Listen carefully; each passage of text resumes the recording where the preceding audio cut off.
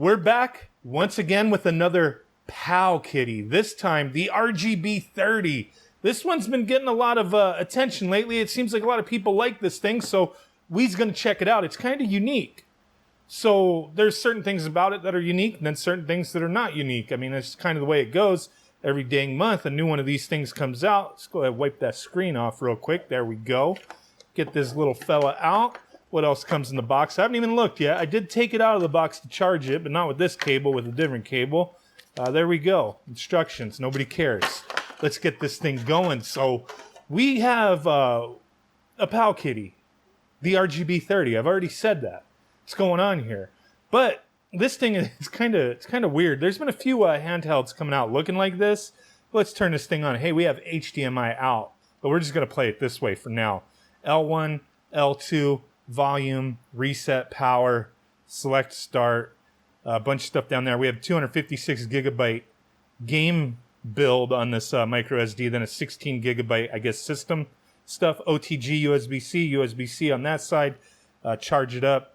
This thing has Wi-Fi, Bluetooth, and with this 256 gigabyte micro SD card, we have a buttload of games, apparently. So this is from Go Game Geek.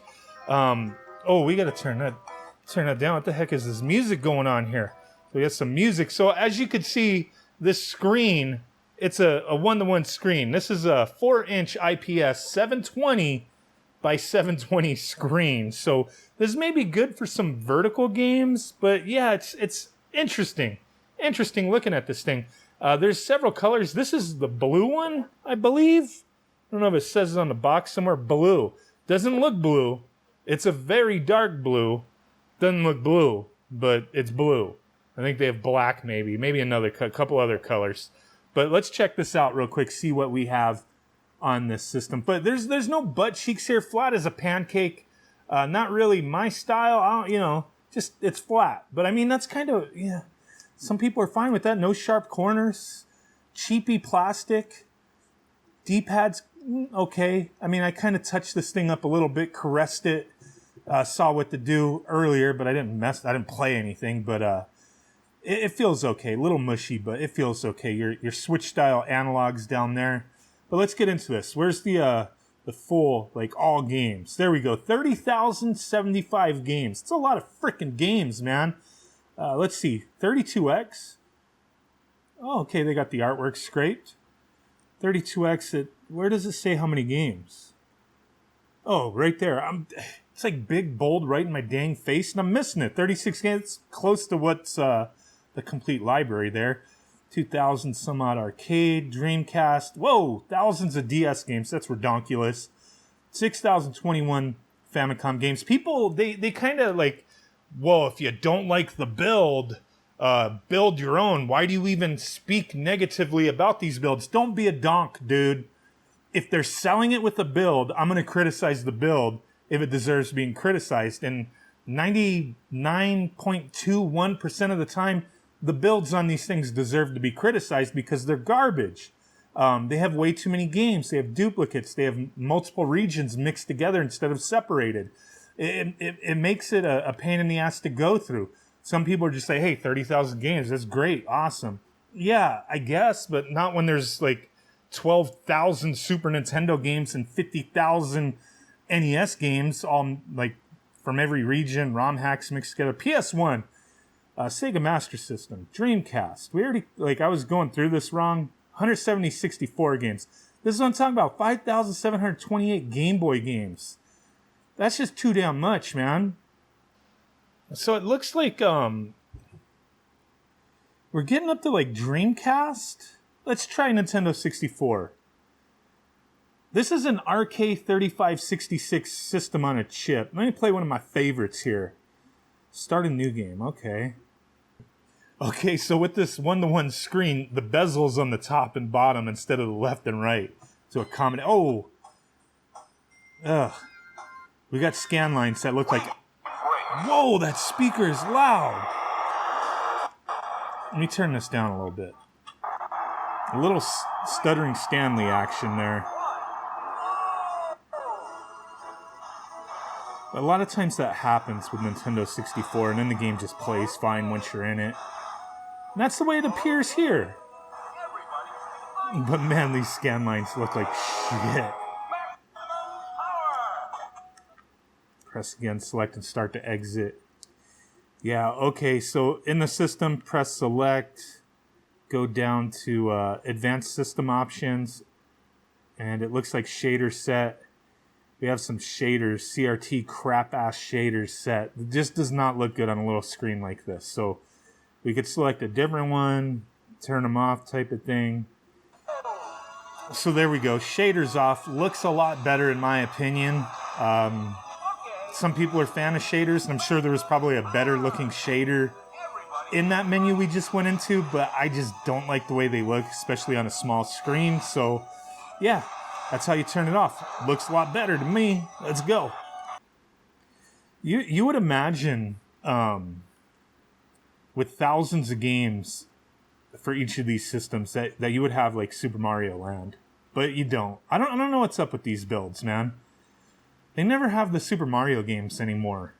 They're scared of Nintendo, but they still put a bunch of other stuff that Nintendo owns. It's weird. I don't get it. This system, with this setup, it takes a hell of a long time for these games to load up. Hey, look at that. Little tiny bezel at the top and bottom. Doesn't look bad. And these shaders for Game Boy stuff usually looks better to me than a lot of these other systems.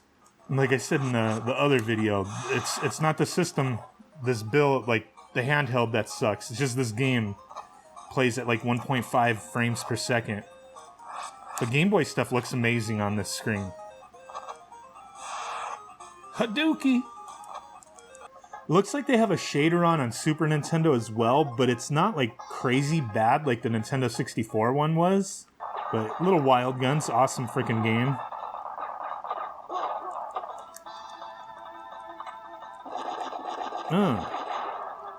Little Star Wars arcade for Sega 32X. Pretty awesome. I mean, we kind of usually neglect 32X. But there's a handful of decent games for it. Worth emulating. I think this might be one of them. Where's our... It's kind of hard to see in that radar. We do have scan lines on this as well, like Super Nintendo. It didn't look too bad. The speakers in this thing sound really good. They come through loud and clear. A lot of times I have issues hearing the speakers on these types of handhelds, but hey, they did all right here.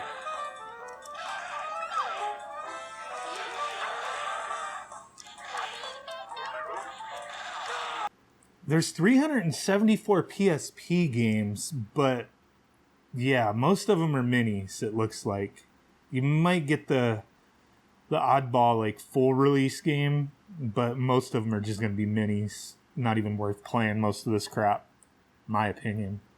So they did have a Soul Calibur Broken Destiny for PSP, and you know, with PSP's, screen aspect ratio, kind of weird with this, where it's just like, boom, right in the middle there. But it looks alright. Shouldn't be a problem playing most PSP games. On this chipset anyway.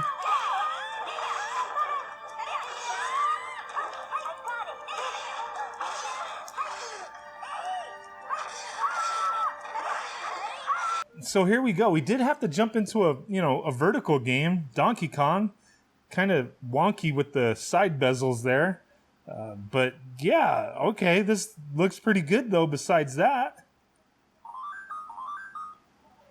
But there you go, just leave you off with a little Donkey Kong, I guess. Neat little handheld for the price. These things are going for under $100. May not be the most high quality build out there as far as like the buttons, the plastic they use, but it's decent for what it is. I think it's one of Powkiddy's better offerings. It's a comfortable handheld to use, just no butt cheeks, just straight up flat ass there. The shoulder buttons, they feel pretty good.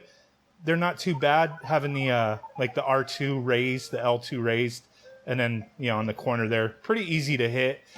Not bad, not bad. Definitely for the price, I think this is a decent one. Just the build, to me, they never do justice with these pre-set up builds they include on here. Either do it yourself, clean up the one they include, or just deal with that there's going to be tons of duplicates, stuff like that. Multi-regions just mixed together type of thing. But overall, yeah, screen looks good. Speakers are really good. Yeah, I'll give it a thumbs up. Appreciate you guys. Bye.